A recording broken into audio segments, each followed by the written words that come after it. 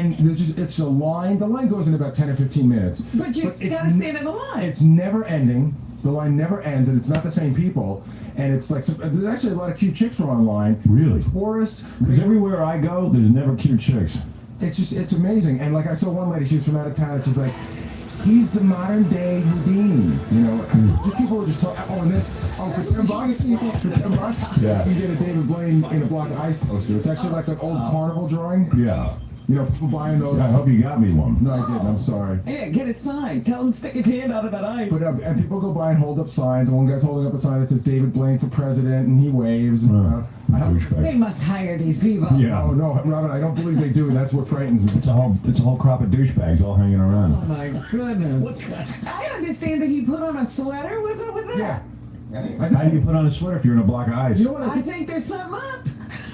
What does that mean, a sweater? How can he? I thought he can't move in the block of He's ice. got a little bit of room. No. Not enough to put on a sweater. I thought he's like freezing or something. He's just standing sort of goofy. I bet you those ice blocks aren't anywhere near. Well, you know what? They talked about it on the news this morning. The big thing is that the ice is melting. It's a lot warmer than they thought it was going to be. So they got one guy is on top of it, just keep putting ice on the top of the big block and trying to mold it in. Who's paying for all this? I have no idea. ABC, he's getting a special of this. Oh. Because tonight, what's happening is the special's been produced from 10 to 10:45. Right. And then from 10:45 to 11, it's supposed to be live, breaking out of the ice. But he may have to get out earlier now.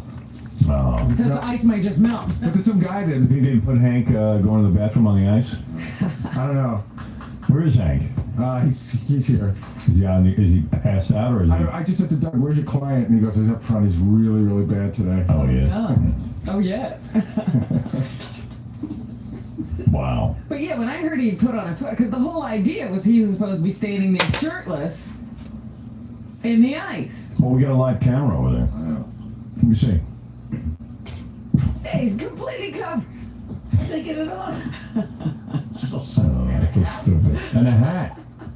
I think he was wearing the hat when he went over. He wore the hat into the ice. Yeah. Here's a funny thing. Like they're so into press that they'll just let people wait online. Like when they gather up enough press, they bring them in front of the block of ice and make everybody just wait.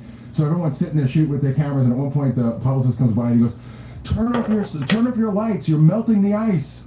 Well, there's David. You can see he can move around. Oh yeah, definitely. In there. Absolutely. I mean, he just waves. It looks like a guy standing in front of a window. Yeah, let Hank go down there. Let me talk to Hank. And see where that barricade is right there? You know where those Yeah. That's like about 5 feet away, so Hank might have to jump over the barricade. Walk under it. Lift him over. Hank's on his way in. Oh, good. It doesn't go fast. Yeah, Well, what up? there's a camera right inside Yeah, with him. Yep, dab time.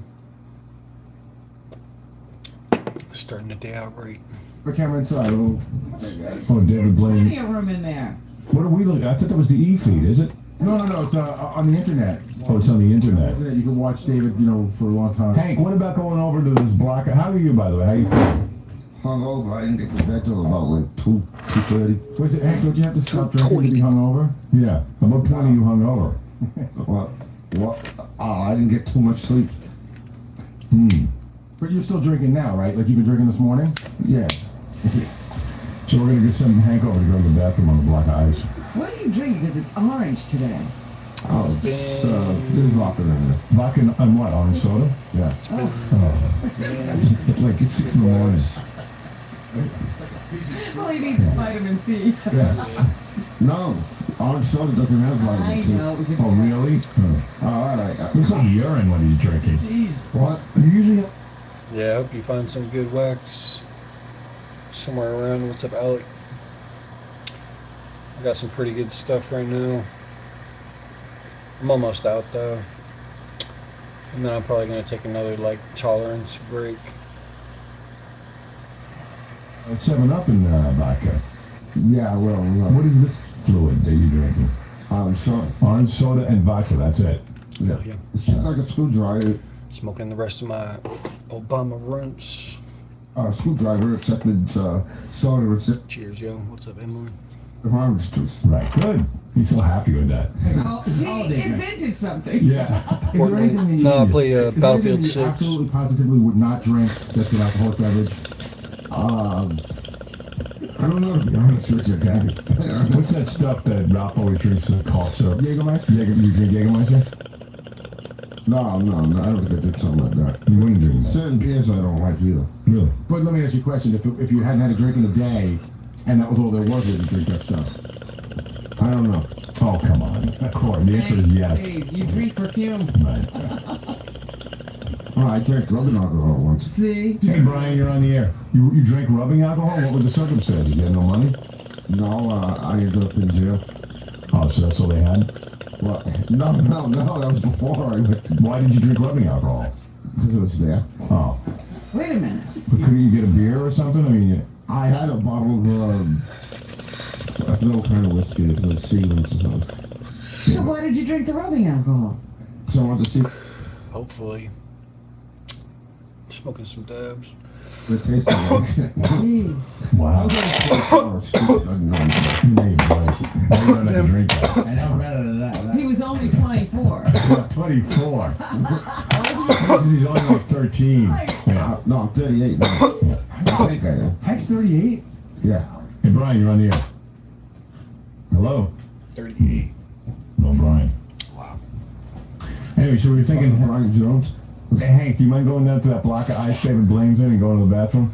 Oh, that magician guy? Yeah. No, I probably end up getting arrested for that. Well, so what? What do you care? I haven't been arrested in over 10 years. Yeah, so. It's time. Time. No. Come on, you gotta go over there. Look at him getting the conscious. Have another drink. Make a wee-wee. Over too at the, many souls, block of man. ice. Yeah. No. Ah. Boy, you're no fun 5 anymore. times. I don't want to get arrested. Yeah, you gotta hit it till it stops smoking, man. Don't waste that dab. We'll smuggle some booze into jail. Yeah, we'll take care of that. We'll get you out. This will be your greatest stunt. How about a year's supply? You'll end up on ABC television tonight. What up, Tricky Faith? I probably do. You don't want to do it? Not going to get arrested. You won't get Would it help arrested. if he just exposed himself to David? Oh, God. Expose Want to expose yourself to David? That'd be the same thing. That's the... Just pretend you don't know that it's a public event. How about hanging Howard Stern's son on the block of ice? Not much. Starting my day out. It's nice and rainy outside, so I'm probably just gonna stay inside, play some Battlefield 6 and stuff. What you up to today?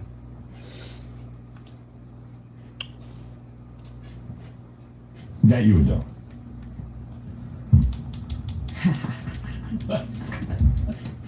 Why?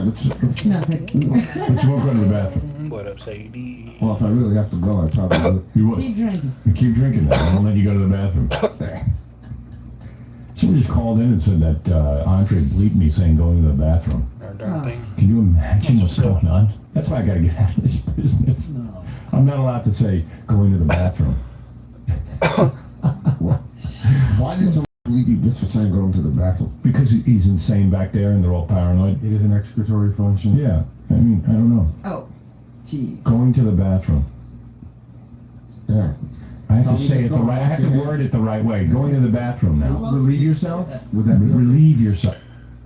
Well, who needs to do much?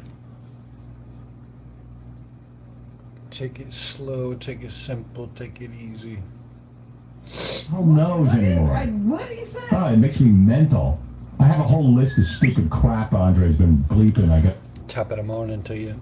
Oh, actually, it's 3:20. I stayed up way too late last night. I was up till like 7 a.m.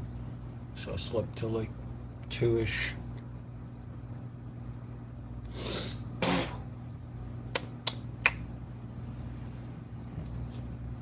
Tom, but I'm so sick of speaking of Tom. Shoot him! I don't think we want to do that. Hanky, he's just a G. Why, if you do that, I'll... It's on the guy's block of ice. Because you'll be in jail together. Yeah, we'll be in jail together. Or we'll get drunk. I never heard of anybody being fined by the FCC for going to the bathroom. I just never heard of it. Oh, come on, I've heard on shows like Happy Days or something. Right. Happy days I was going to the bathroom. All right, what is it, Benji? No, if I mean, I know hopefully Hank will still do it and everything because I think he's maybe on the verge of deciding he'll do it now. But if he won't, I will. You'll go to the bathroom. Yeah, I always felt humans should be allowed to. If dogs can, why can't humans? What if you get arrested? What if I get arrested? Yeah. That would. I don't think I should be. I think it's a civil. You gonna fight it? A civil rights issue. Wow. All right, you go do it. All right. And I hope they lock him up. Damn, you go. Civil rights issue. Go ahead. I don't know. You want Benji to go? It's funny when Hank does. He thinks a maybe midget. you should take him. No, I'm not on the door. Well, maybe. Maybe I can hold Hank up and Hank will do it, or we can do it together. No, I don't want to piss with you. I'll piss in your mouth, but Oh, no, easy. That I gotta believe. That you can't say. If you can't say go to the bathroom, I'm pretty sure you can't say that. Just relax. Relax. I said that on here before. No, you haven't. Not here. Yes, I have. A bleep list. Yeah. Well, maybe I did, but no, I didn't. All right, where were we? Benji's gonna go down there and go to the They're in bathroom. the bathroom. Right. I think they should both go, and they should hold hands like a father and son. Well, I'm probably older than he is. Twice. Yeah, Glenn, go ahead. Hey, is this Howard? Yes. I'm gonna tell you something. What's up, I'm bro? 21 years old. I watch You want to have sex with me? I watch your TV show and I listen to you live. And I tell you, I pity you for what you can't say on the radio that you can say on TV. Oh, the whole thing is, it's all directed at me, and this company is busy with me. They're busy with busy beavers with me. I absolutely love you. I know, well, it's making me mental. What can I tell you? I can't say go to the bathroom. I know, and it's like But all my clones are running around doing all kinds of bizarre crap. But, you know, what am I going to do? my I'm going mom. to the bathroom, too. My mom watches you. I stay up late to even watch you, and I even have to go to school the next day. You're that funny, Right. What up, and I Steve? absolutely love Robin. Good Oh afternoon. my Well, of course. Hey, kid, you guys are just absolutely good. Thank you so much. I'm privileged Thank to talk to you, Howard. Thank you very much. Hey, Glenn, you're on the air. Hank, you're a scuzzy midget. You're not dead yet? no, and I wish you were. Oh my God, you Uncle You Edward, you man. I'm homosexual telling scumbag, you, piece of garbage. What?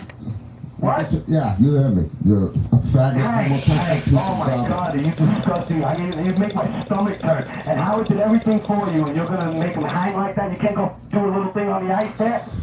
I can't Well, I know you can make anything, Hank. All right. Listen, unfortunately, you two did not hit it Oh, off. I hate him. He makes my stomach turn. I was having coke at it. Spit it out, man. Good, I hope you die. I hope your mother dies. I've had sex with your mother. Trust me, Yeah? it's real good. Yeah? Your mother must have died when you came out. The doctor said you were a midget, you grunt. No. You know what? You're a moron. You're a scumbag. You're a piece of Roast God, content. your voice is Sure, what's your Twitch stream? Well, if you follow me back, I'll follow you. disgusting, man. How tall are you, sir? Sorry? How tall are you? Oh, I'm only 5'7". All right. Oh, what? 57? Is that your IQ? 5'7". 57. 57 is your IQ. Your breath probably stinks. Take up Yeah, the it does. feet, Howard, for those little crazy people out there. Take her out to disgusting thing, make people throw up. All right. Thank Alright, I'll follow you, bro. Yeah, God almighty, I'll Believe me, buy. I'm trying not to. Howard, Thank I you. love you. Put out the tapes from all the other old days. I'll buy everything you got. All right, thank you. You're the man. You don't have to say anything. Yeah, you can't afford it. I don't know All what right, to so eat. Benji wants to go over there with. Yeah, good afternoon so far. Please follow me back. Mine's I'm a Trip Pacific. I don't know what to eat. Hey, man. Whatever first pops to your mind is probably what you're craving. With some blowers. Yeah. Start a fire on top of it. Don't they have, like security guards there or something like that? Yeah, probably. Oh yeah, there's police. This everything. I'm trying to get it to go. Oh, so you want me to get arrested? Yeah. No, I don't want to get arrested. You'll be a star. You're like Robert Downey. How about you put a sign on there? David Blaine is my father. It's probably time to hop on some Battlefield. Gotta grind like you fucking have no life. If you really want to get somewhere in that battlefield. Like the 7 years old. Appreciate you, man. We're all gonna come up together. We're all gonna be the next generation. At Mint Mobile, we're always looking for innovative ways to save.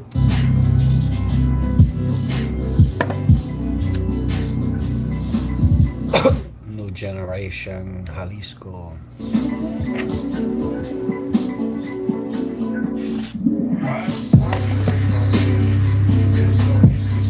I'm just gonna have some corn dogs today. Keep it simple.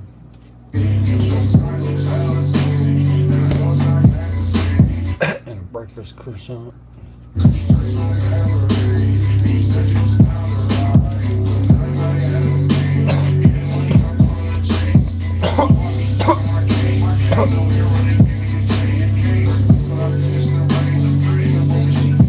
Cane's is pretty good, but not very filling. Sometimes, I mean, I don't know.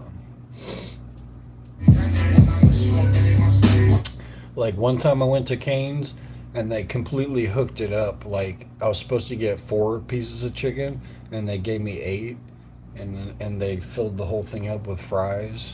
And that was like the only time I was satisfied with Cane's. Every other time I felt like the portion wasn't good. So I just like one like high school worker or whatever hooked my shit up one time, and I was so happy. I wish it was like that every time. Waffle House, I would love to eat. UK, we don't have that. God damn, bro. What's the best thing to eat in your town?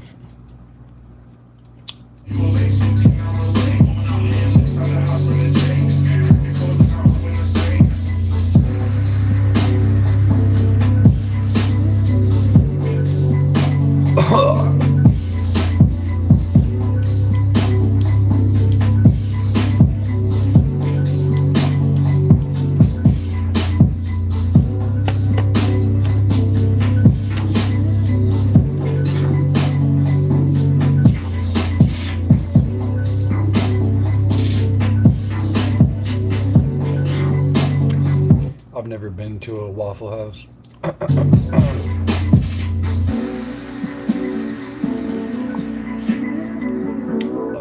I've never been to Florida or Ohio, but I got a lot of doppelgangers out there.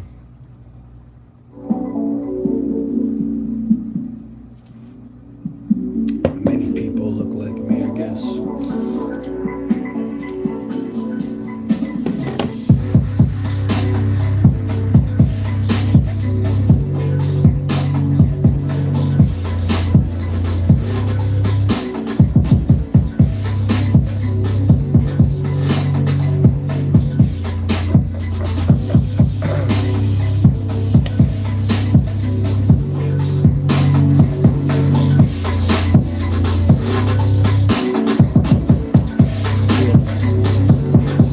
Probably.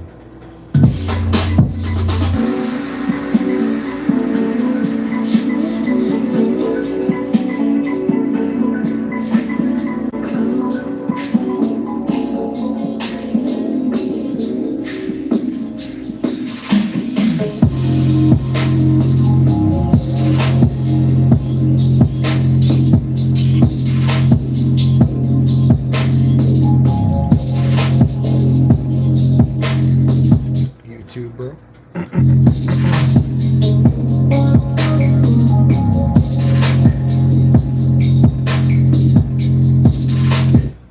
Yeah, man, I got all kinds of even in Portland, like people will come up to me and they'll be like, I swear I saw you somewhere around town. And then they'll describe it and it's like it sounds like just like me, but it's like completely different. So it's like almost like an alternate reality version of me walking around different cities.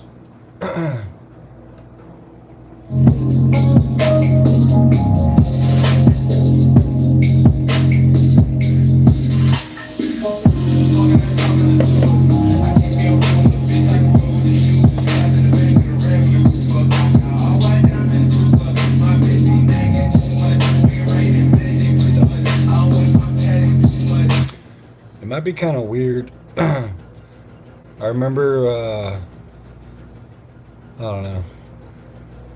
If someone looks too similar to you, kind of weird, huh? Like, even meeting someone with the same name is kind of weird. Like, if someone else is named Danny, and then I wouldn't. It's like weird. Just, it's kind of, I don't know. It's hard to explain. What's up, Michael? Good morning. Good afternoon.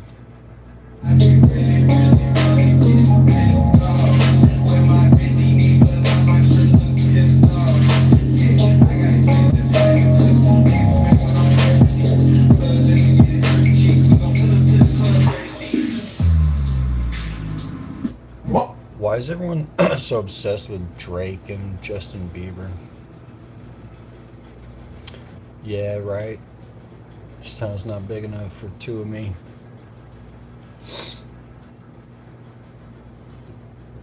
My mom will freak out.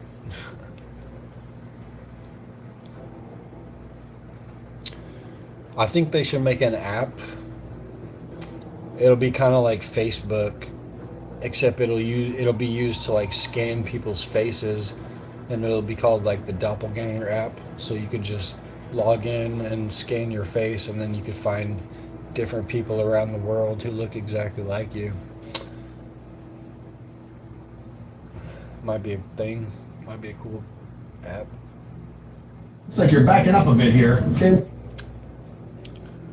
I'd like to meet my doppelgangers. My twins.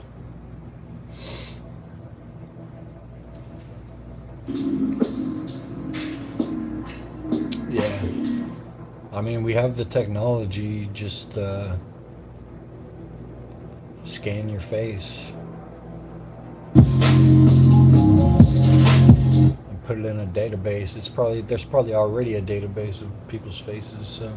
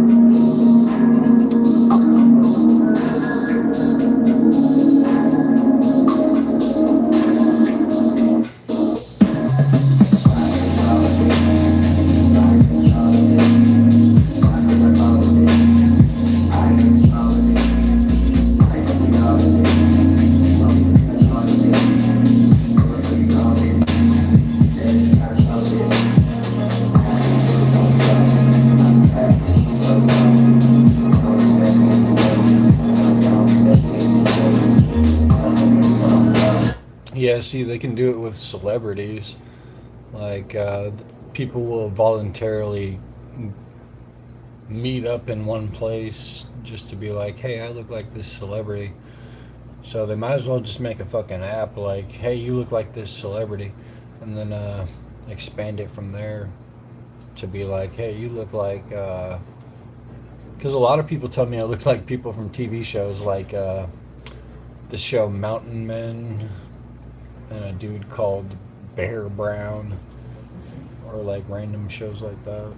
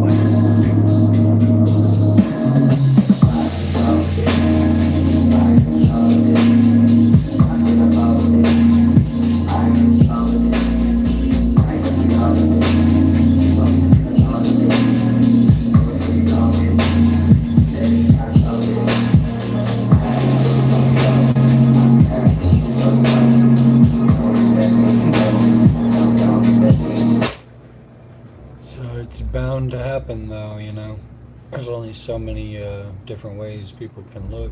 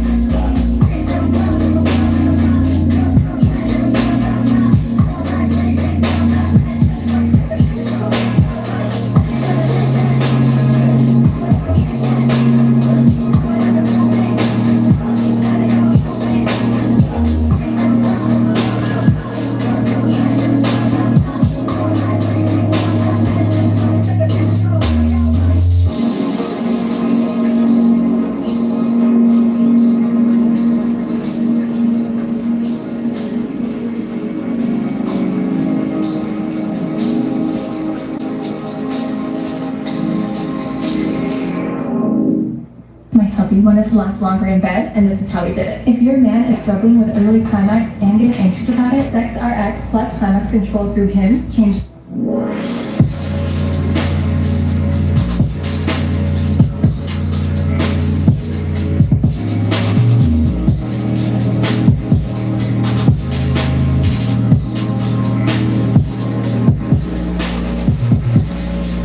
What up, Diego?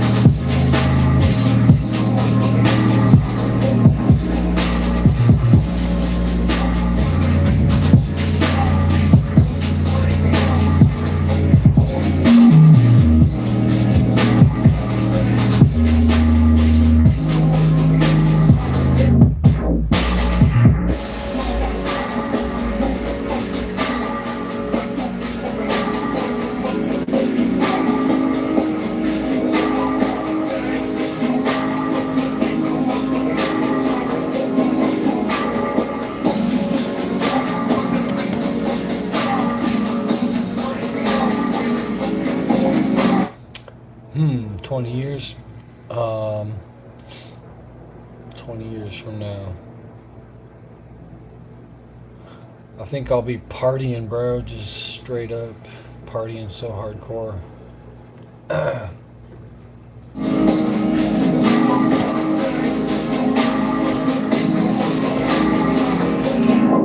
That's a good year to party 20 years from now.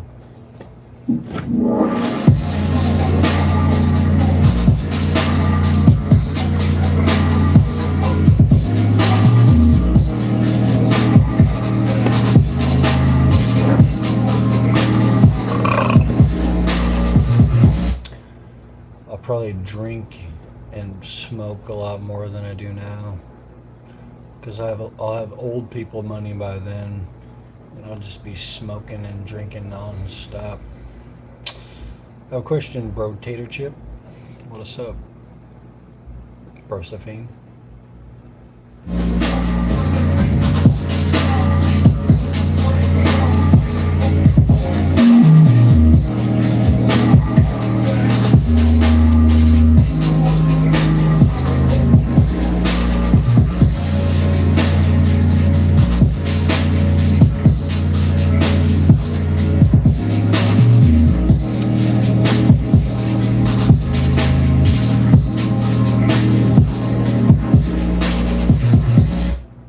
Dip up in my chip.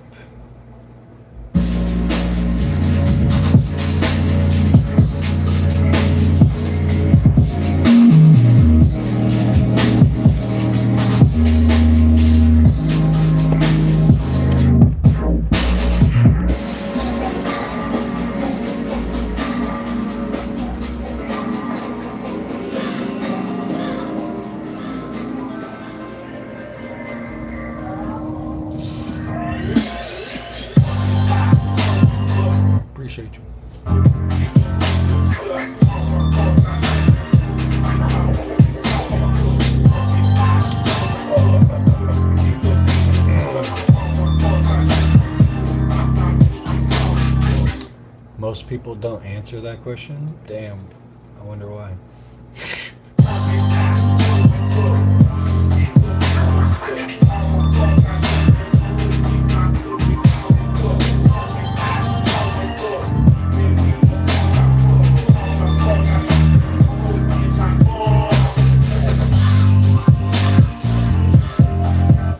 This song's not gangster enough, man.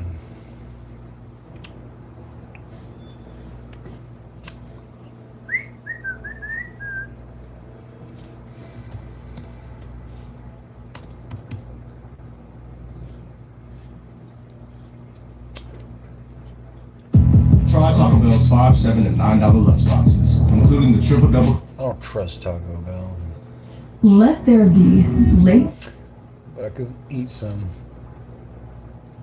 second drafts. Third.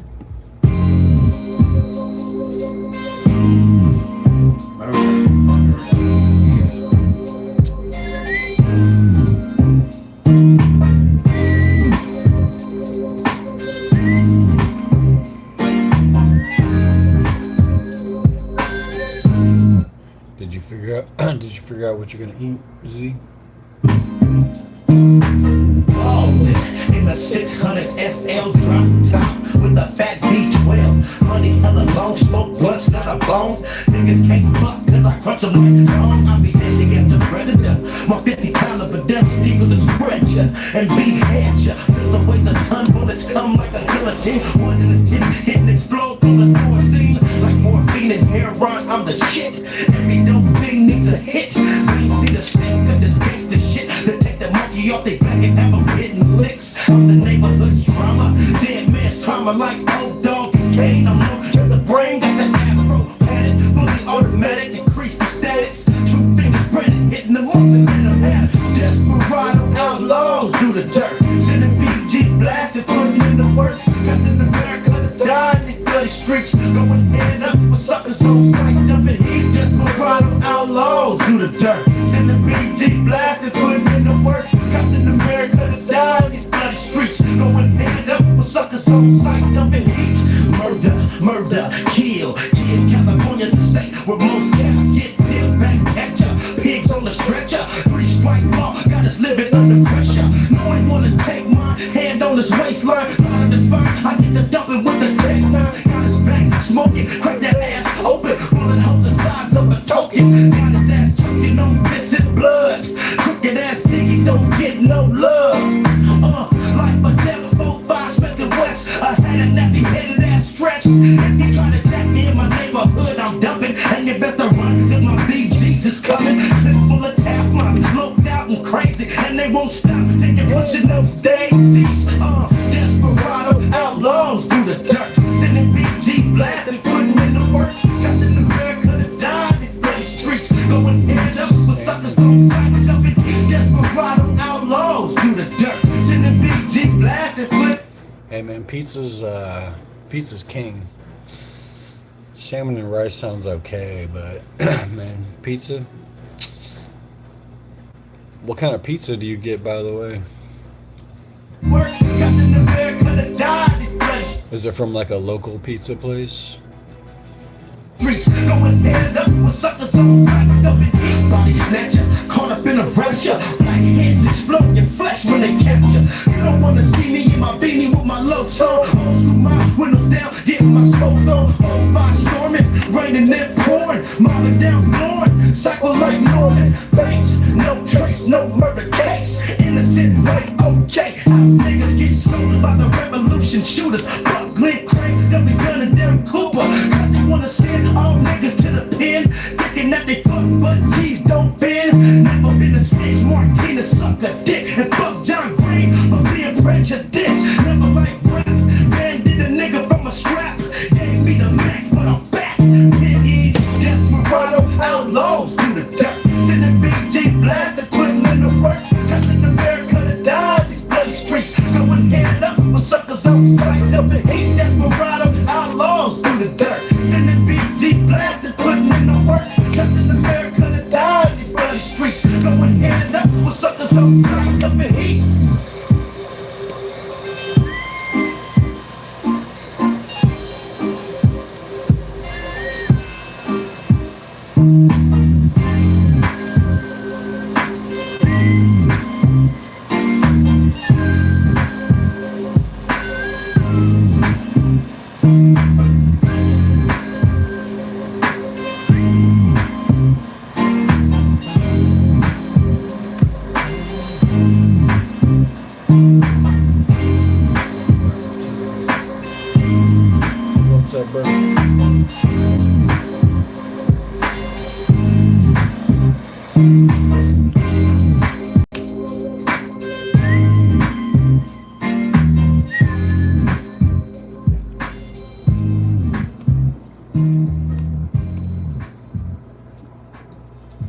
There we go.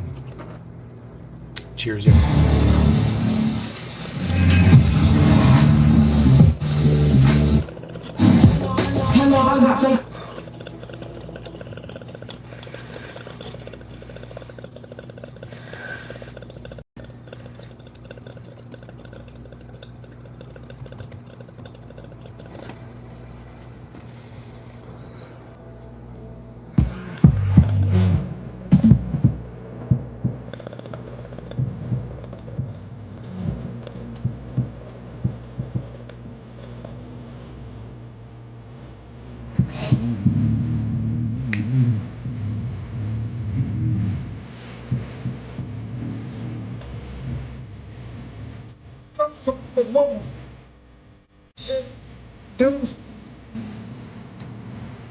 Well, the last song was Sibo, Desperado Outlaws.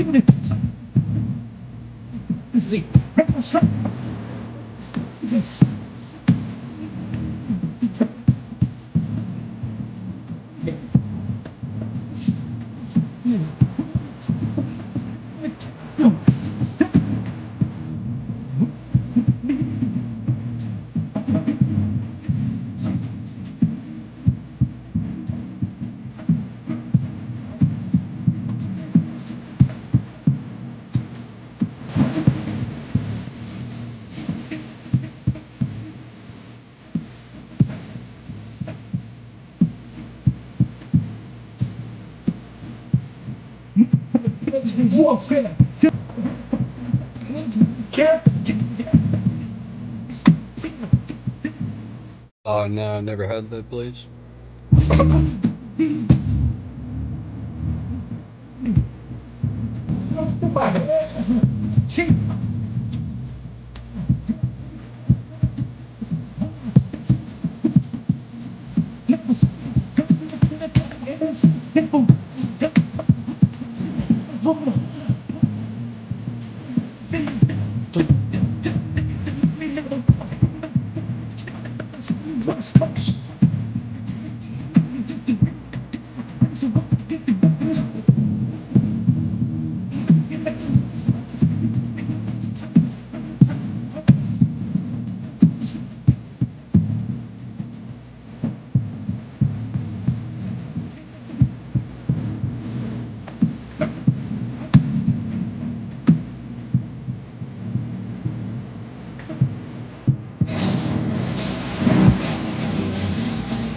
Sibo's one of the best old school West Coast dudes.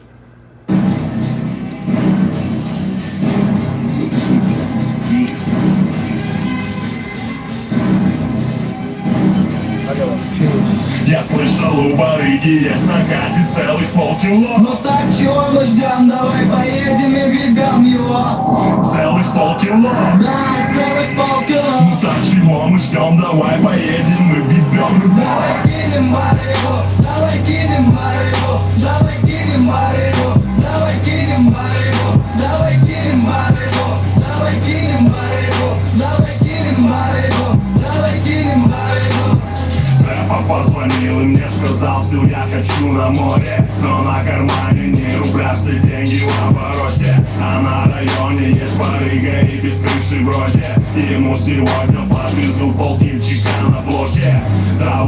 Давай кинем барыгу, я не боец, но с прогибом. Давай кинем барыгу, полкило это вес. Давай кинем барыгу, и потом все на весь, отдыхай за барыгу. А вот стил у меня есть один сладенький кусок. Мы забились с ним на 8, он на хате меня ждет. Я хочу его Porsche, часы хублот. Я хочу, чтобы он лежал на полу лицом. Не вопрос, мы берем стволы и мы едем на район. Я очень надеюсь, что дерьмо будет с собой при нем. Это выстрел, это факт, ебать и воинам сипать. Ненавижу зиму, в Раше надо пляжи отдыхать. Он слышал то, что я мутил, давай его въебем. Он говорит, у него полкило чистого коко.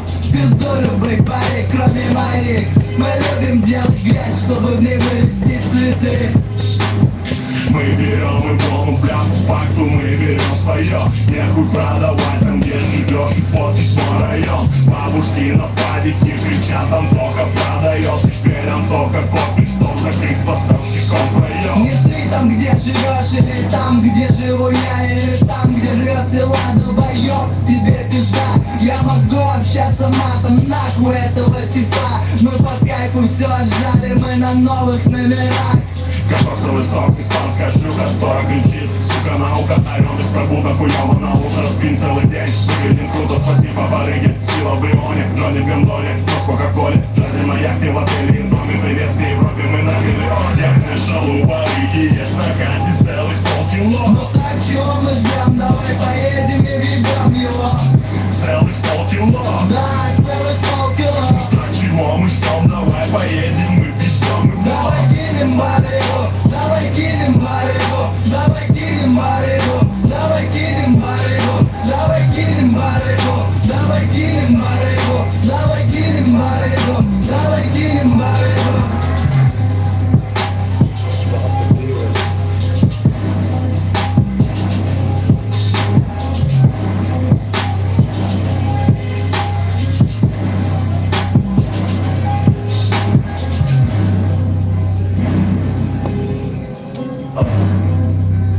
Pretty cool song.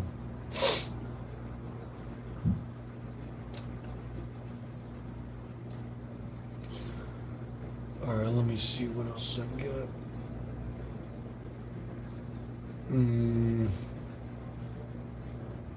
Could just listen to this. Actually, I'm gonna go watch some more of this video. Associates attacking us, attacks Jesus' divinity, attacks John 3:16, the sonship of Jesus, and the Islam superiority, but doesn't call themselves Muslims yet, nor Islam, the superiority of the non-associators. While Allah's name is introduced early, it's Nabatean and Arabic for God, Muhammad's is not. Doesn't the numismatic evidence support the archaeological and documentary evidence? Also, this suggests that Islam's anti-Trinitarianism was not introduced by Muhammad, but possibly by Abdul Malik. He is the one that introduces the anti-Trinitarianism, and he does so in 696. This is nothing more than Arianism, which has been around since the 4th century. We've had attack and attack and attack all the way for the centuries before against Jesus' divinity. Why are we surprised it's showing its face again in the 7th century? And by somebody who's much stronger than Arius. Now he is the caliph who controls from Tripoli all the way to India and from Turkey all the way to Yemen. A man of that stature, a man of that importance, who's attacking the Trinity, now it's going to stick. Can you then understand why we have to go to Abdul Malik and see what he's doing? The 7th century coins confront the traditional 9th and 10th century Islamic narrative right at its very traditions. Now let's go to the rock inscriptions. When you look at the rock inscriptions, all written in Arabic, but they're all using Nabatean Aramaic, which is the Arabic from up the north again. It's not the Sabaic Arabic, which should be there in Mecca, Medina. So it's the wrong place. It's much too far north. Notice, where are all these inscriptions in the 7th century? They're up here in Jordan and down here in Yemen. See that? Jordan, Yemen. What about here? Those are 8th and 9th century inscriptions. All the earliest inscriptions are too far north or too far south. Dr. Ilka Lindstedt has done the best work on these rock inscriptions, and he looked at the first of that 100-year period between 640 AD and 740. And what he wanted to do, he's looked at 30,000 of these rock inscriptions. He wanted to find out how Islam... This song, it says video unavailable. I could subscribe to his YouTube. I'm not sure what the last song is unavailable. Be in the rock inscriptions, because you can trace the evolution of Islam just by looking at those inscriptions. And you notice that prior to 690, all of the inscriptions are just pious formula, but they're not as... But yeah, I think I'm gonna hop on this battlefield. Islamic. Nothing Islamic about it. So up until 690, when you get the end of the 7th century, that's 60 years after Muhammad died, if he did live, there's nothing Islamic. From 690 to 710, then you start seeing this Muhammad, who is introduced on the coins. He also introduced it on the Dome of the Rock, and he also introduces on the protocols, all in 691. When you get to 710, this character, who possibly is Jesus, is now being made into a prophet of Islam. But not Islam yet, just the prophet of the Ishmaelites, or the prophet of the Canaanites. From 710 to 720, Muslim rites begin to appear. What we call Muslim rites begin to appear, such as the pilgrimage, the prayer, and the fast. And it's not till 730 that the name Muslim and Islam are introduced. So what did they call themselves before that? They called themselves Ishmaelites, in the line of Ishmael, as Arabs. They called themselves Hagarids, who is the mother of Ishmael. Hagarids. They call themselves Hagarids, which are the people of Hagar. And they call themselves Muhajiruns, which means people of the Hijrah, people of the Exodus, nomadic. They're always moving, always moving. They were also called by others Saracens. Is that me again? They're also called Saracens. So these are the names that they are given, but they don't introduce this name Islam on the rock inscriptions until 730. Folks, that's 100 years after Muhammad died. Do you see a problem here?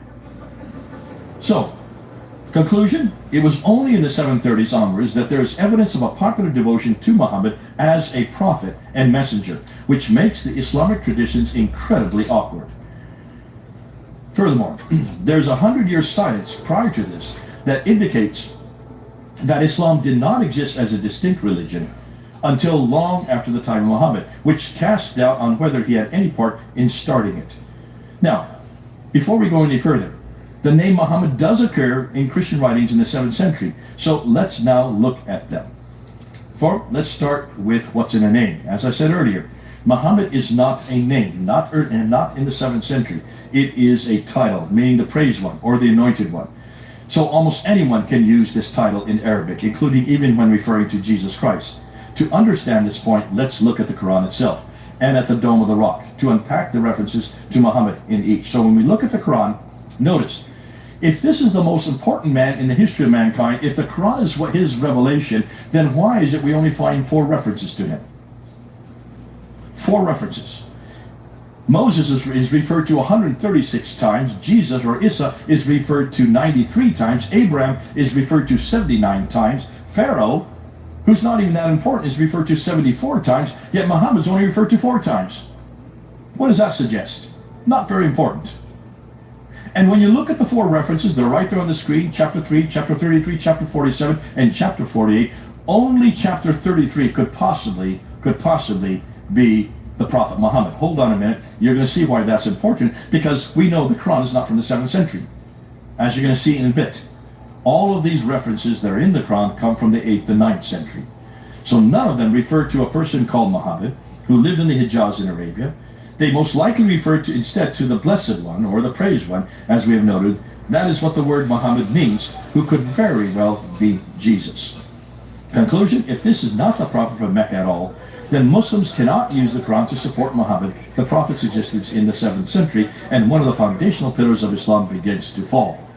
Now let's go to the Dome of the Rock. Now remember, if you go to the Dome of the Rock and you ask any Muslim, what's the importance of the Dome of the Rock? What will they tell you? It's where Muhammad went in the middle of the night, woken up in Mecca, was placed on the back of the winged horse called the Burak, and he flies up to Jerusalem, to where the rock stood, where the Dome of the Rock is today, and then he ascends to the 7 heavens, meets Allah, who tells him to pray 50 times a day. Comes down 2 heavens, meets Moses, and says, no, that's way too many. See if you can get it down. So he bounces back and forth between the 7th and the 5th heaven, getting it from 50 to 45 to 30 to 15 down to 5 prayers. Once he gets it to 5 prayers, Moses says, okay, that's enough. So he heads on back down to Jerusalem, gets on the back of the winged horse, and flies back down to Mecca. That's known as the Mi'raj, right? That's why it's the third most holy shrine in Islam. That's why they want to keep the dome, the Dome of the Rock. They want to keep the Holy Mount. Why? Because of that event. Proving that event must have happened.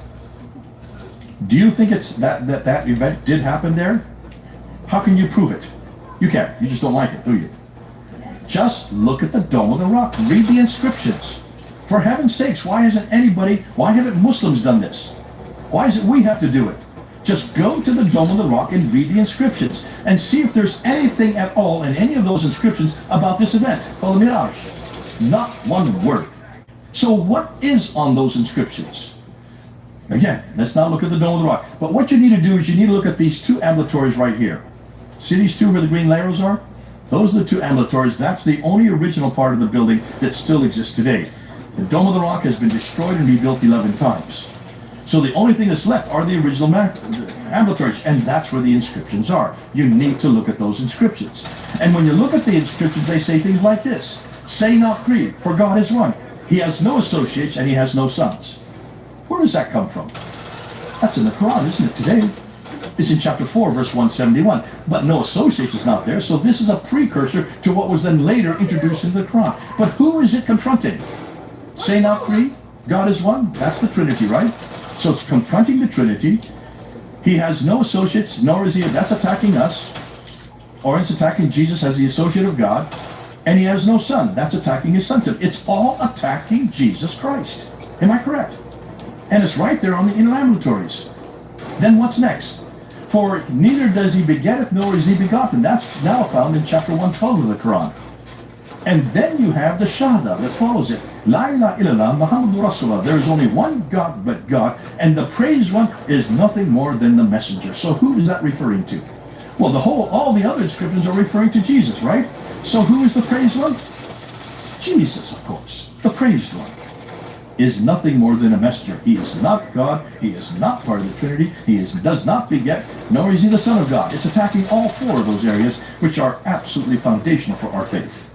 Jesus has to be the Son of God, has to be the Messiah, has to also be the Anointed One, and has to be God.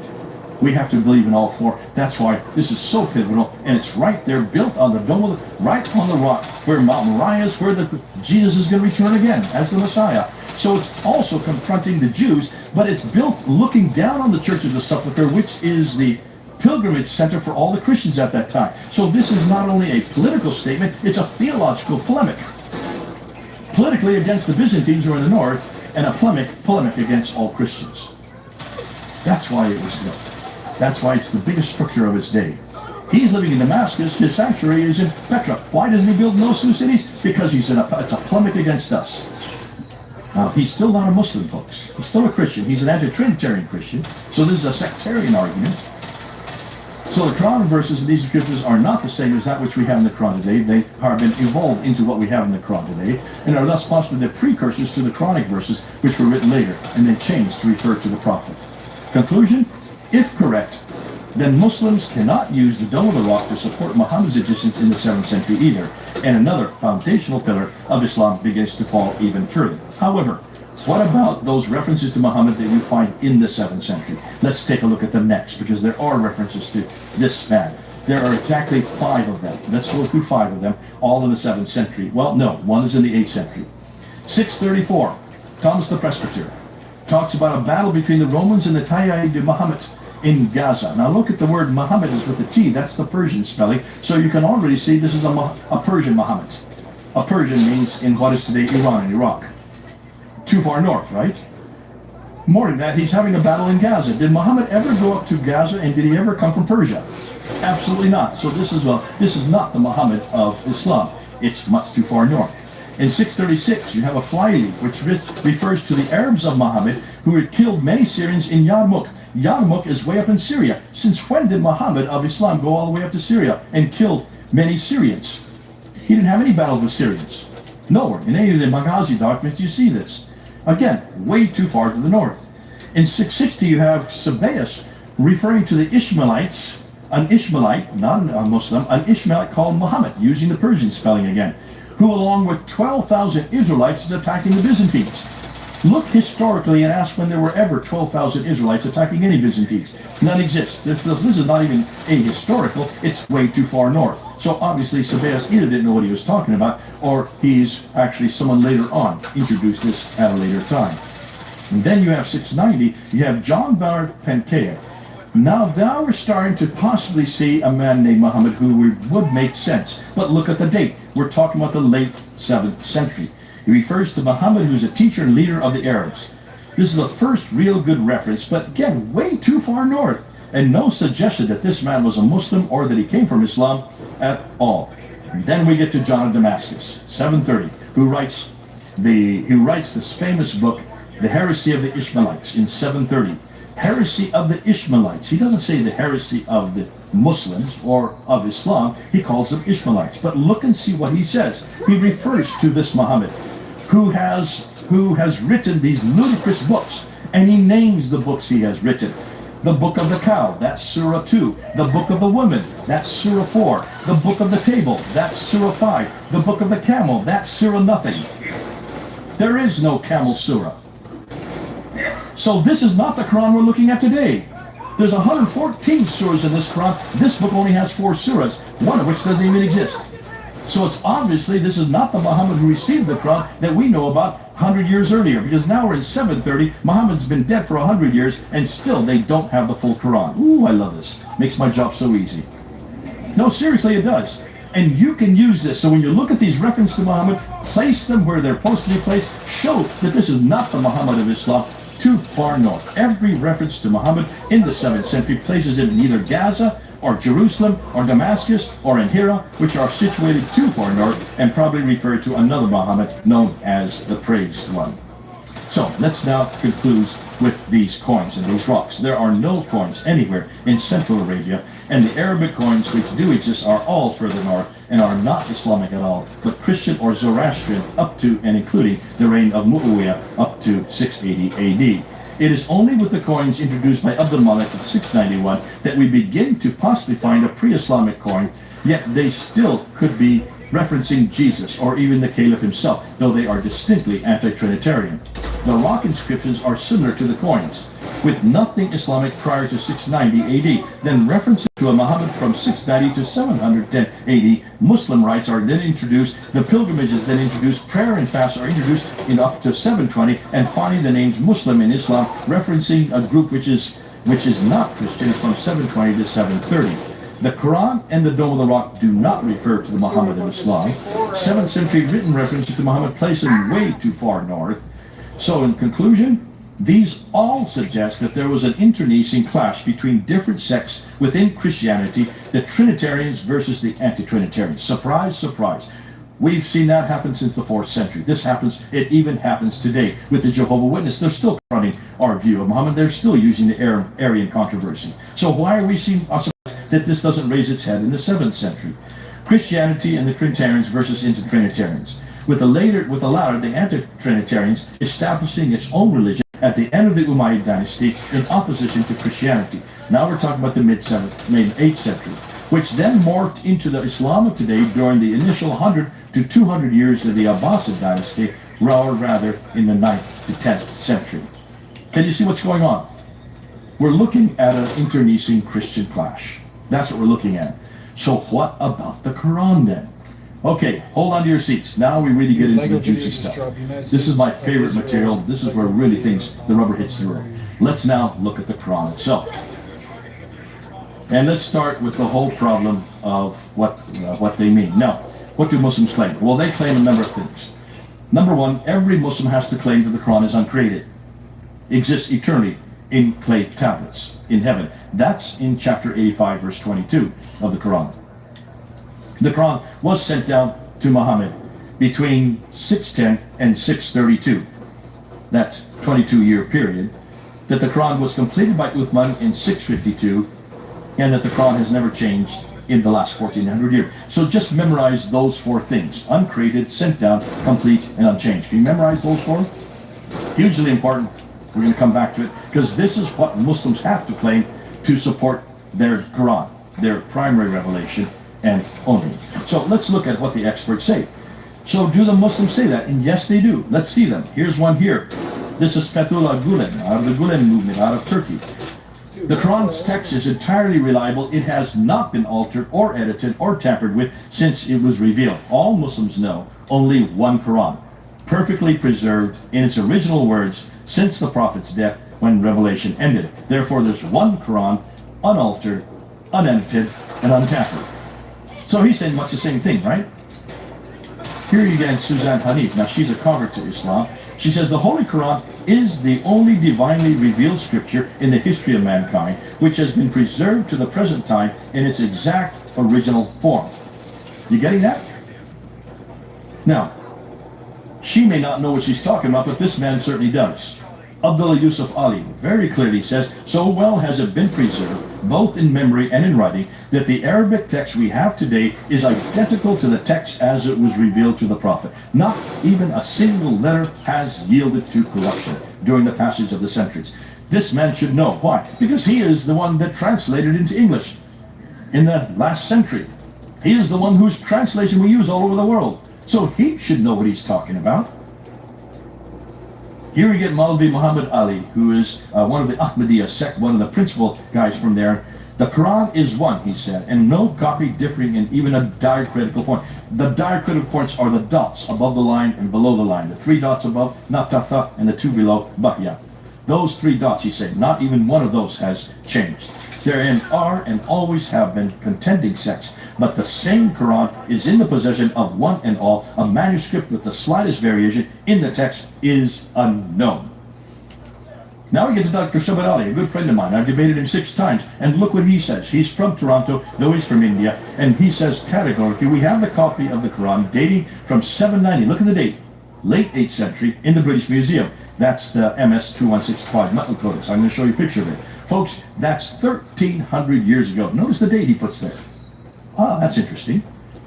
And we can compare that with what we're reading today, and we find them to be exactly identical. But then he decides to change his mind. But what is important to notice is that throughout the ages of Muslim history, the Muslims have not quarreled over what is the text of the Quran, because the text was known through memory work and through the written materials handed down right from the time of the Prophet Muhammad. As I said, the 2 copies that were made 1,400 years, he's put it 100 years earlier, correcting himself. One which is in Tashkent, Russia. First, Tashkent is not in Russia. For example, has been demonstrated by Ahmed von Denfer in his book on Ulum al-Quran to be an early copy from that time, and we find no difference from that copy to what we're reading today. Dr. Yasser Qadi, probably the most famous Muslim cleric today on the Quran, got his doctorate at Yale University in 1995. This is what he says. Uthman standardized the copies of the Quran, and from his time up until our time, there has not even been 2 copies of the Quran that are different, even 1 letter or 1 word. The Quran is the most protected of all scriptures, and God has protected his Quran from any kind of alteration, deviation, miswriting, because he says he is going to protect it. That's in chapter 15, verse 9. All Qurans, even up to our time, conform letter for letter, word for word with the Uthmanic Musaf. That's the 652 text. To this day, there is no different version of the Quran. There is but one Quran. Are you getting the same message? Are you hearing it? These are the scholars. Now let's go to the pundits on the internet. These are the guys, these are my friends. Let's see what they're saying. Are we ready? This is going to be a video. Just listen to their claims. Our claim, the Muslim claim, has been for the last 14th century that the Quran is absolutely word by word preserved. Word by word. And frankly, you know, the Quran has been preserved, we believe, word for word, letter for letter. Have no doubt whatsoever that the Quran has been preserved to the letter, to the dot, and to the sound when we talk about this. Their Quran is exactly the same. The Quran shall remain uncorrupted, untouched, and unchallenged until the day of judgment. Quran that we read is exactly the one that was given to Prophet Muhammad, peace be upon him. Word for word, letter by letter, surah by surah. It was revealed to the Prophet ﷺ and preserved word by word, letter by letter, harf by harf, even the pronunciation is preserved. Okay, I think they're all speaking from the same sheet, are they not? Why do they make these claims? They have to. Don't get upset with them. It's the Quran that makes these claims. It's the Quran that says in chapter 85, verse 21 and 22, this is the glorious Quran, inscribed in the preserved tablets. If you look at any tafsir, preserved tablets means eternal tablets. So it's eternal. Chapter 10, verse 15, bring us a Quran other than this, or change it. Say, it is not for me to change it on my own accord. Chapter 18, 27, and recite what has been revealed to you of the book of your Lord. None can change his word. So it's the Quran making this claim. No man can change one word. If you change one letter or one word, it's no longer eternal. If you change one word or one letter, then you're also confronting Allah. Why? Because Allah says very clearly, verily it is we who have sent down the Quran, and surely we will guard it. So Allah himself guards the Quran, so that not one word, not one letter will change. So don't get upset with Muslims for making this claim. They have to. God bless them. Thank God we don't have to make this claim. Please, people, we do not believe the Bible is uncreated. It was created. We know who wrote it. We even know the men's names. We know when they wrote it. We know put their names to many of the books they wrote.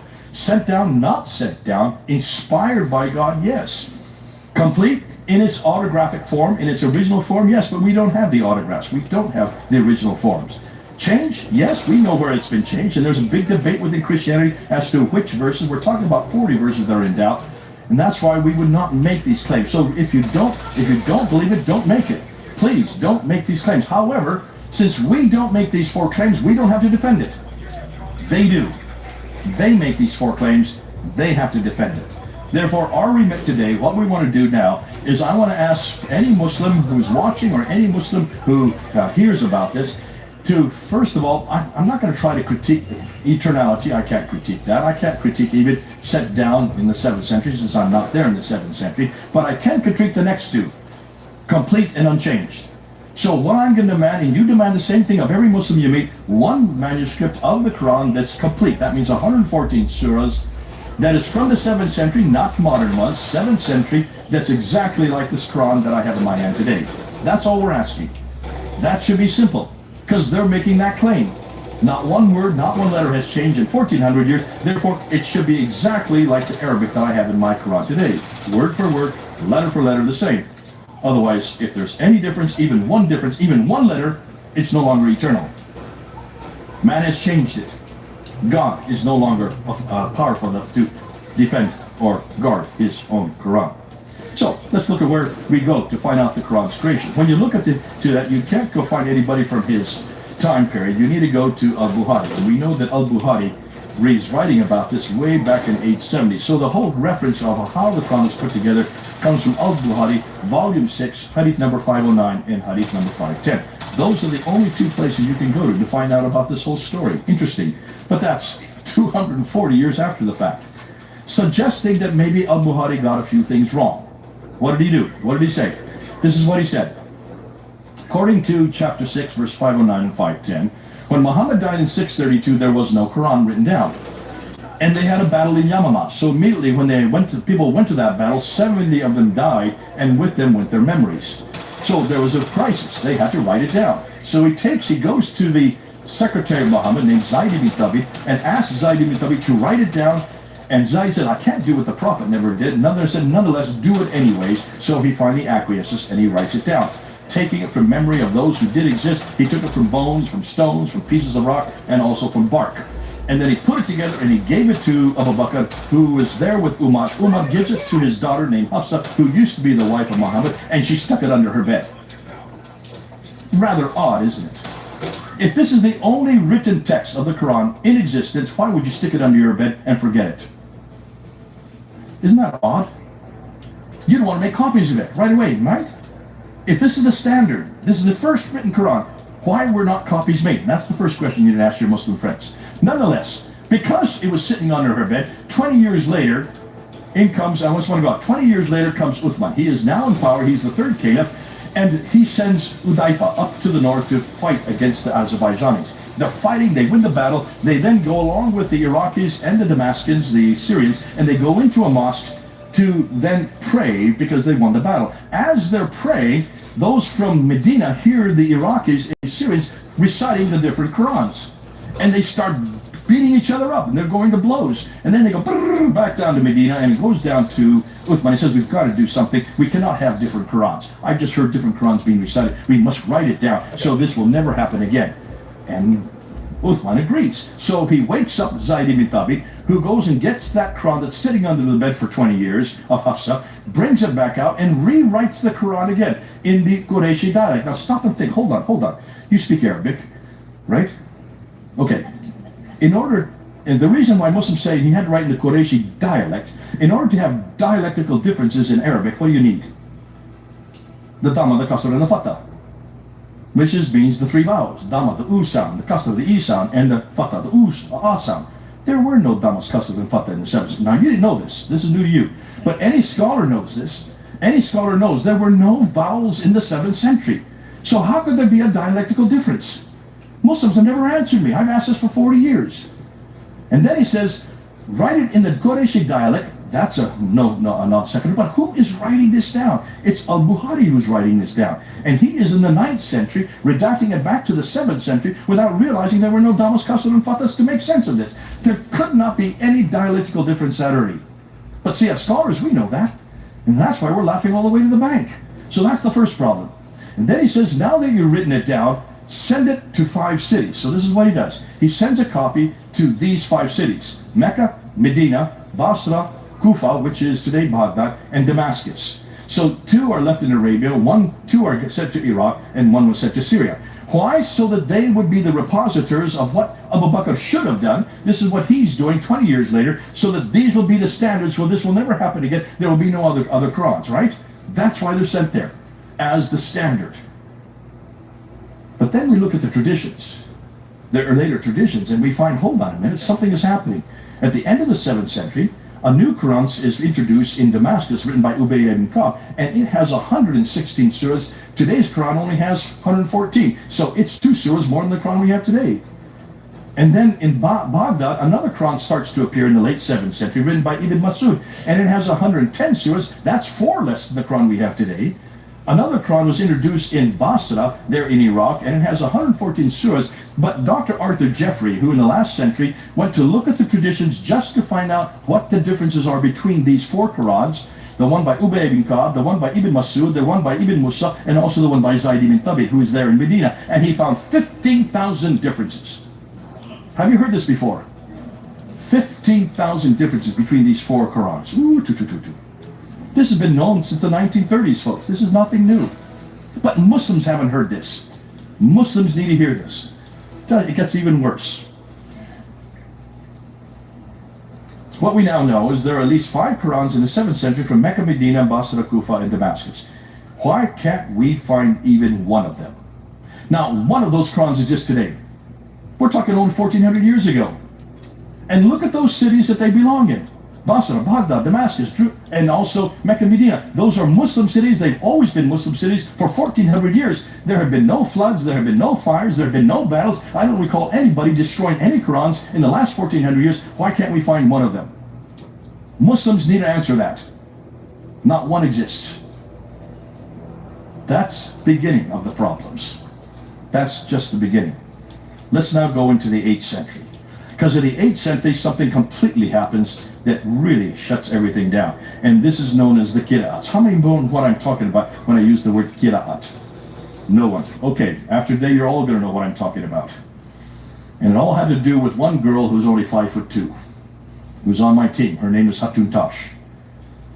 This woman has destroyed the Quran because of what she found. Okay, let's go ahead and let's introduce what we're talking about. In the 7th century, the Arabic that existed only had consonantal text. There were no Dhammas and Kasras and Fathas. There was no vowelization. There were no dots. Dots did not exist on any of the earliest manuscripts. I'll show you the pictures. You'll see why. It was basically the same consonantal text that the Syriac uses. And the Syriac was the language of the Byzantine Christians. Syriac and Arabic are from the same root. So they would use the same consonantal text, but they had taken off all the dots in the vowels, and they had no dots in vowels. So basically they only had 16 letters in the Arabic in the 7th century. But when you read it, you couldn't read, you didn't know what you were reading. Because one little bowl like this could be 5 different letters. So there was a dilemma. Now let's just see here's the dilemma here. You see, notice there's no dots and vowels. This is I'm using the wrong thing.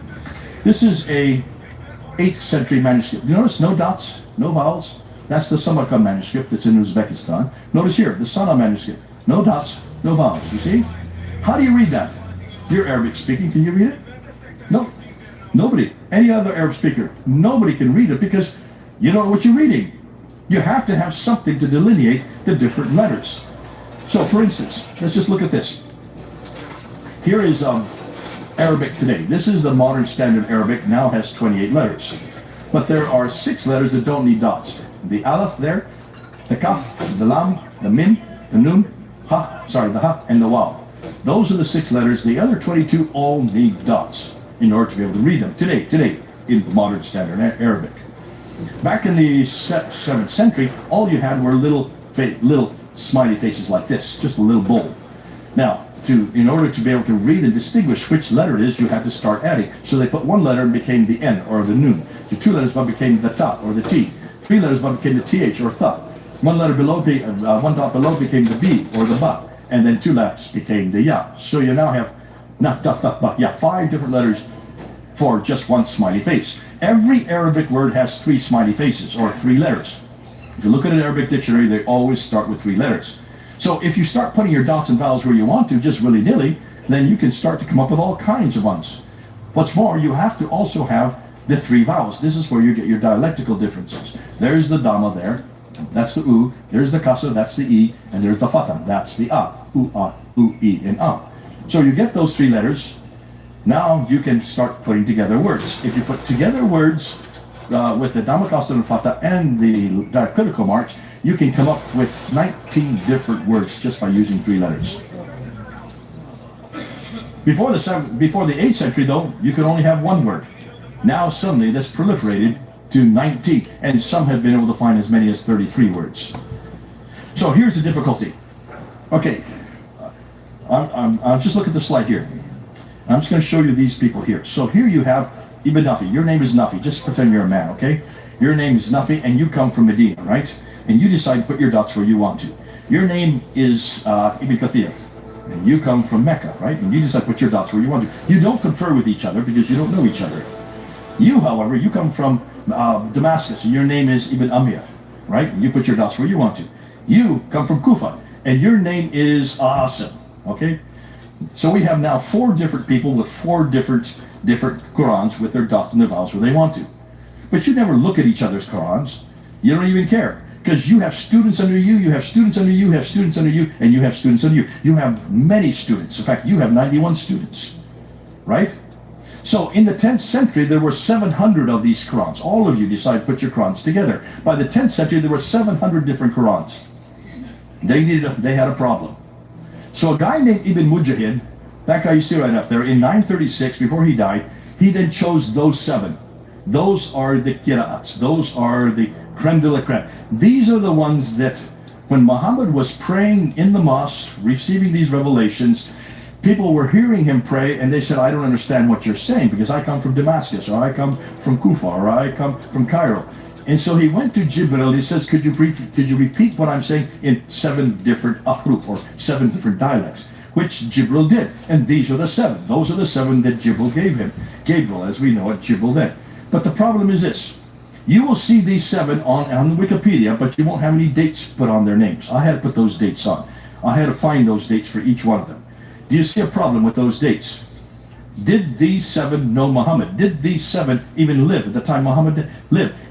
Were they there so Muhammad could check whether they got them right? No, look at the death dates.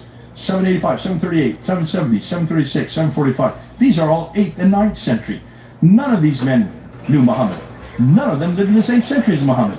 So how could these 7 have from Jibril in the early or the mid 7th century when these are all 8th and 9th century?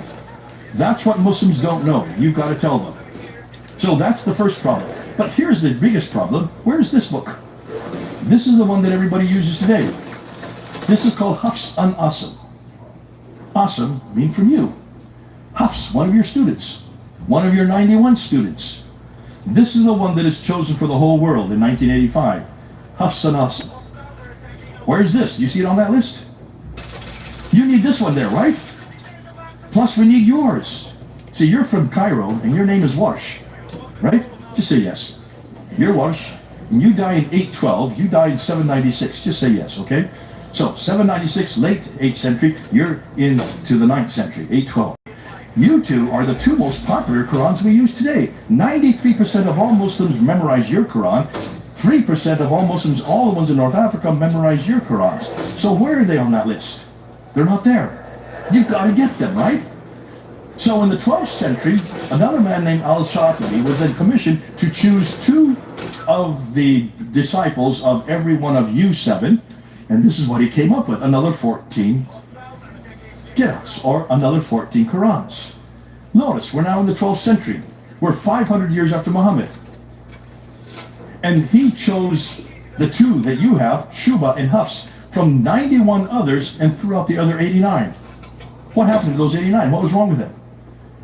He doesn't know, because he never looked, he never opened one page. So why did he choose Shuba and Hafs? You should know, since you're awesome. You know why. You're afraid to tell me. It's because these guys had more students than anybody else. They were chosen for popularity.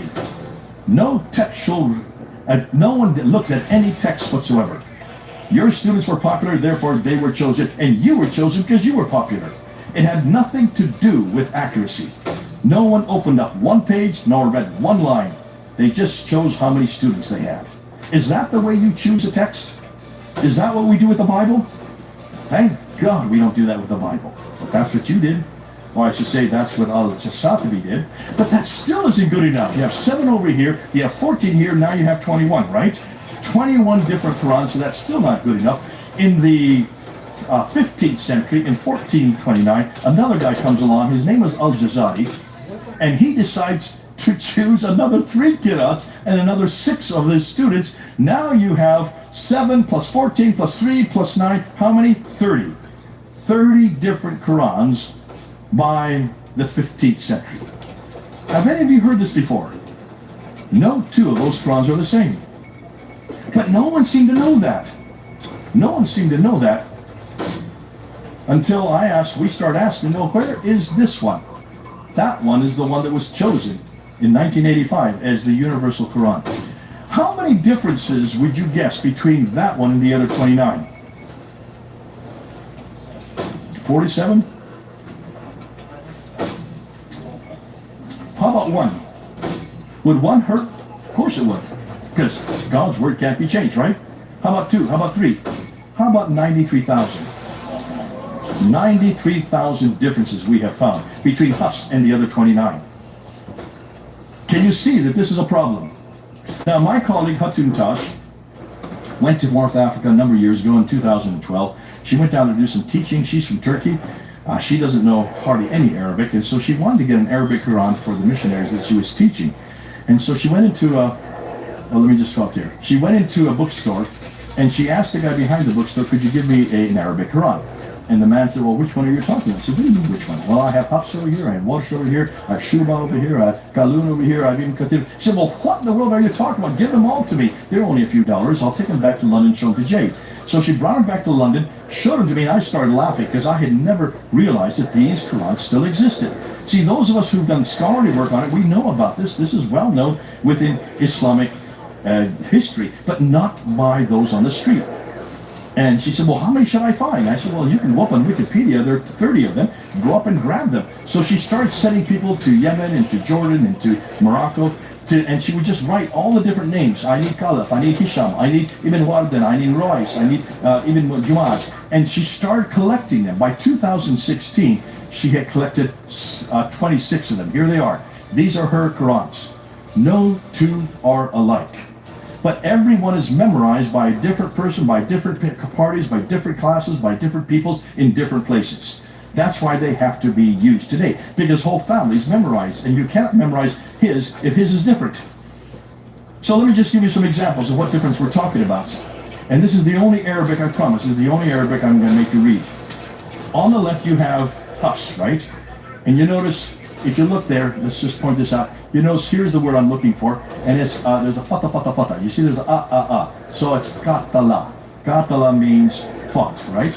In the war, it's the same verse. You can see it's been changed to a dama, kasra, and a fata. So 2 different vowels are added. They took 2 vowels up and add 2 more. Now it's kutila. So in this it says, and how many prophets fought, with whom were many worshippers of the Lord? Kutala in Watch now says, and how many prophets were killed, with whom were many worshippers of the Lord? Now hold on a minute. Does that change the meaning? It does if you're a prophet. I would rather fight and not be killed, thank you. So huge difference for the prophet. Here's another example. Over here you have ibadu. So there you have a B that has a fatha above it. Over here, the B has been taken out, the dot has been taken out from below and put above it. So now it's got an N. So now it becomes inda. So instead of ibadu, it becomes inda, which instead of here, slaves, it becomes in the presence. And they make the angels who are slaves of the beneficent females. And they make the angels on this side who are in the presence of the beneficent females. Two problems. Are the angels slaves of Allah or simply in the presence of Allah? Problem two, is it the slaves or those in Allah's presence who will be made females? If I were an angel, I would prefer being in God's presence rather than his slave. And secondly, if I were an angel, I would prefer if only the slaves were made females, thank you, because I'm a male. So coming and going, you've got huge problems with this, theologically speaking and practically speaking. Now let's look at this one. Here you have ihsan, there's an aleph with a kasr below it. It's now the aleph has been taken off over here and it becomes husnan, starting with the H. So here it's the aleph with it makes it doing good. It's referring to a son of a parents. And over here it says beauty. So on this side in the Hafs it says, and we have enjoined on man doing good to his parents. On the Al-Dudi it's now, and we have enjoined on man beauty to his parents. Listen, I have 3 sons. I don't care whether they're beautiful or not. I want them to be good. Right? So that's a whole difference in practice. Here's another example. You have Al-Bari'ati over on this side, which means creatures. In the Warsh, you have Al-Bari'ati, which means the innocent. So it says in Hafs, indeed, they who disbelieve among the people of the scripture and the polytheists will be in the fire of hell, abiding eternally there. Those are the worst of creatures. In the Warsh, it's been changed, those are the worst of the innocents. It's talking about Al-Kitab, that's us, the Christians. Are we the worst creatures or are we innocent? And if we are innocent, what in the world are we doing in hell? So that's a theological and doctrinal differences for us as Christians. Now, I've just given you 4 out of 93,000, just to give you a little smattering of how damaging these are. That changes the text. When you change the text, you change the meaning. When you change the meaning, you change the theology and the doctrine, and in some cases, you change the practices. So I'm going to show you what happened when, that's Hatuntosh there. Amazing girl. She's become a legend there in England. She was my colleague, but she decided to go and take all these down, and then we decided to put them up and show them at Speaker's Corner in 2016. Look what happened when we showed them for the first time for the world to see. Okay, we ready for the video? There is only one Quran, right? And that every Quran in the world is the same. That's what you've been told. You have been told a lie! Okay, so there are 2 Qurans today, right? 2! More than 2? 3 Qurans? Oh! More than 3? 4 Qurans? 26 different Qurans!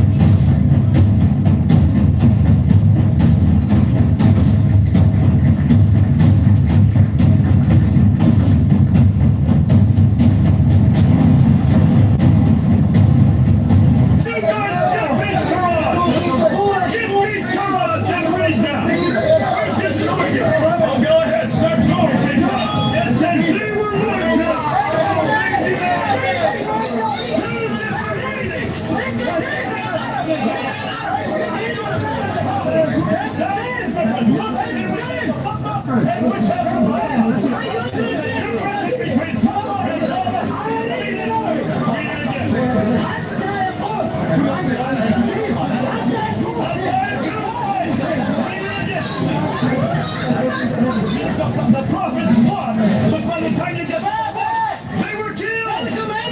That's a huge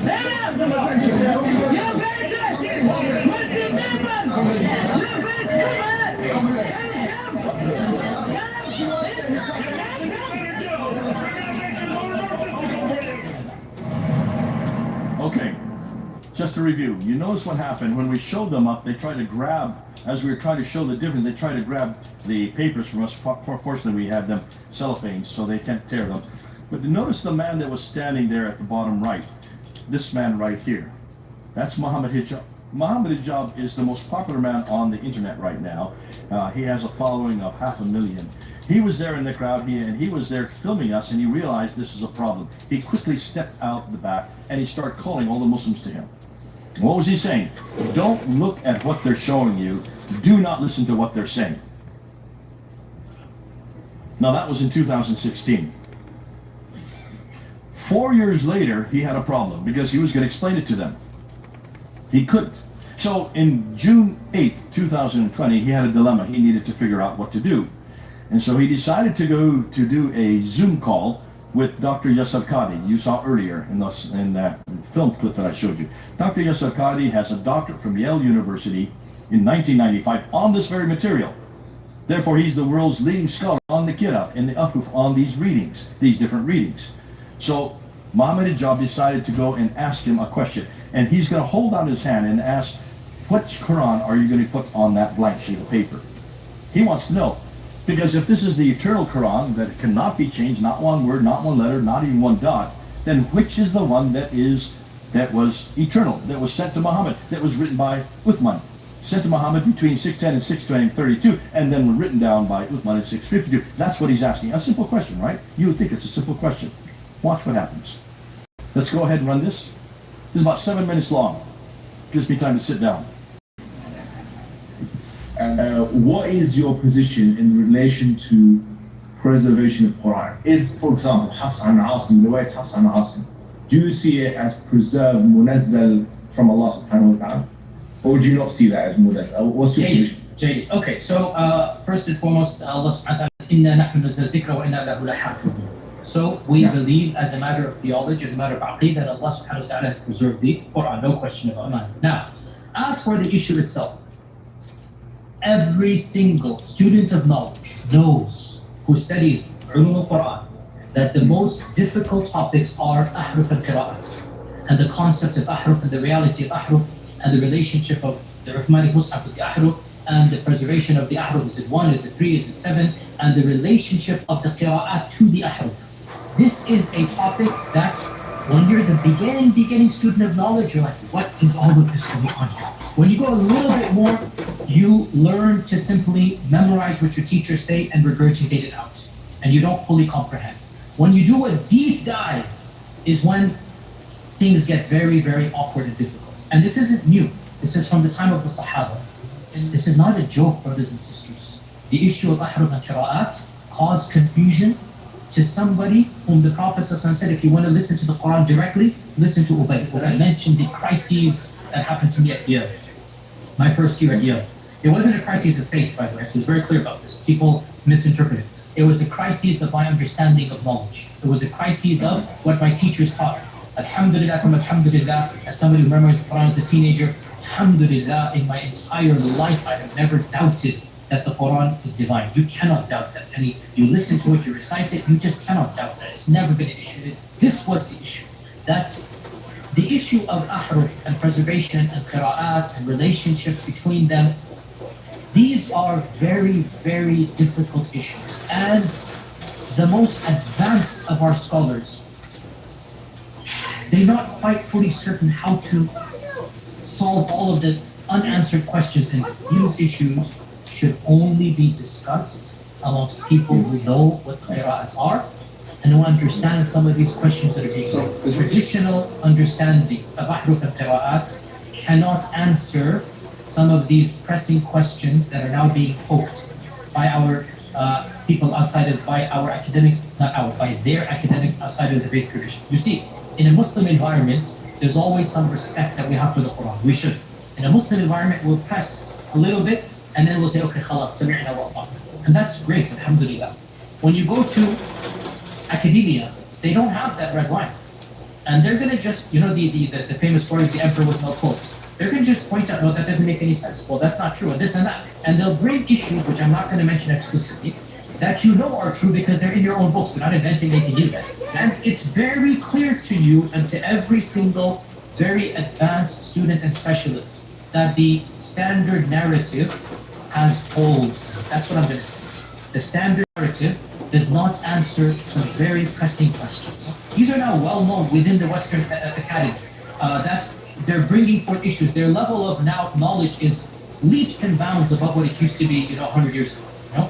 And by and large, our ulama in the Eastern world are not aware, by and large, of what's going on in the Western side of things.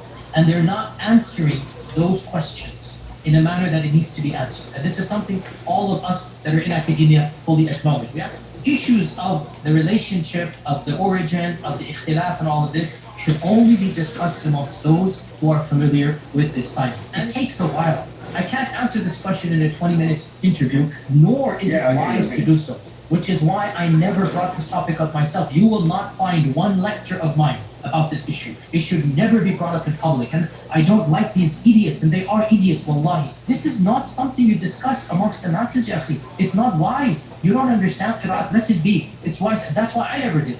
It's the Western academics. These problems are now becoming mainstream.